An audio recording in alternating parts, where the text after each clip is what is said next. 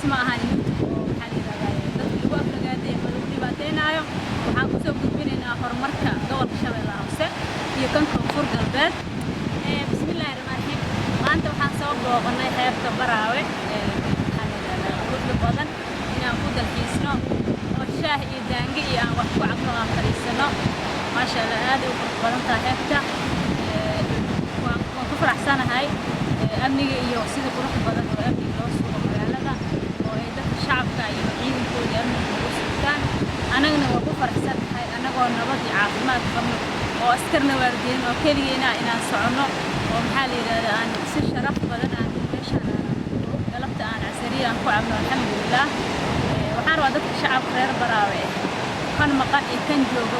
magaaladan waxay u baahan tahay in la maalgeliyo waxay u baahan tahay in dhalinyarada shaqo abuur loo sameeyo waxay u baahan tahay in meelo qurux badan ganacsi lagu furto maadaama caasimada Koonfur Galbeed tahay waxaan idin codsanaynaa ganacsatada reer Baraawe inay maalgashadaan magaaladiina si ay dhalinyarada ay shaqo u helaan idinkana aad lacag u heshaan insha Allah anagana waa ku faraxsanahay maadaama aan ka shaqeynayo dadkii ka shaqeynayno si kalsooni leh oo sharaf iyo qurux badan iyo karaamo leh ciidanka aad oo booqash looga yimaaday anagoo joogno degmada Baraawe xeebta weyn maasha Allah banweynka banka maxaa la jiray Baraawe banka aw ali maasha Allah aad u mahadsantiin hadii idin soo gaar fiidiyowan waxaan rabaa in oo qof kasto wax ka faa'iido maadaama degmada ay tahay degmada amnigeedu aad u sugan yahay ilaahay amni suuqa ilaahay noo sugan alxamdulillah waxaan u baahannahay kala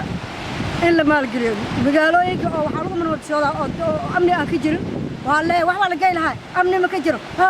meesha amni ka jiro aad imaanaysa ma balahaanbo dhibaatada taal waxay tahay waa amnigeen waa sugan yahay wal adii maalgashi lahayd ayada hay soo diyaariso eelboorkeena insha Allah isbuuc dhexdiisa waxaan rajaynaynaa inuu noo furmo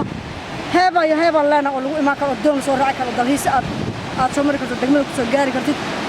laakiin maxaa jira waa laga doorsaa degmada maxaa udurka idin hay maxay tahay anigu waa amni la'aan waxaan soo anaa waardi la'aan gudoomiyaha degmada ahay gudoomiyaha gobolka eli joogto maasha Allah aad u mahadsantihiin wiilasheen iyo anagaba wax dhibaato kama taagno degmada ilaa eelboor ilaa Baraawe waa lugeynayna waa soo lugeynayna maanta oo dhan wax dhibaato ah ma jiraan waxaan u baahannahay degmada dadkeeda aaway ma dad kale u yeeranaa magaalada noo qurxiyaan masna idinka wax qabanaysiin waa dansanahay yaana shida kara